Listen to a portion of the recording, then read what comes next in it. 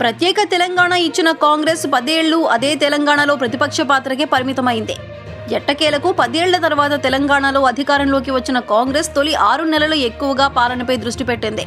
ముఖ్యమంత్రి రేవంత్ రెడ్డి అటు పాలనపై పూర్తిగా కేంద్రీకరిస్తూ పదవులు భర్తీ చేస్తూ వస్తున్నారు. ప్రస్తుతం రేవంత్ రెడ్డి తెలంగాణ పీసీసీ అధ్యక్షుడిగాను, తెలంగాణ ముఖ్యమంత్రిగాను ఉన్నారు. ఈ క్రమంలోనే ముఖ్యమంత్రిగా ఉన్న రేవంత్ రెడ్డి పీసీసీ అధ్యక్ష పదవిని వదులుకోనున్నారు. రేవంత్ రెడ్డి స్థానంలో తెలంగాణ పీసీసీ కొత్త అధ్యక్షుడిని నియమించేందుకు కాంగ్రెస్ పార్టీ జాతీయ నాయకత్వం కొద్ది రోజులుగా కసరత్తులు చేస్తోంది. ఇందుకు ముహూర్తం కూడా సిద్ధమైనట్టు తెలుస్తోంది. ఈ నెలాఖరుని తెలంగాణ పీసీసీ అధ్యక్షుడిని నియమిస్తారని సమాచారం.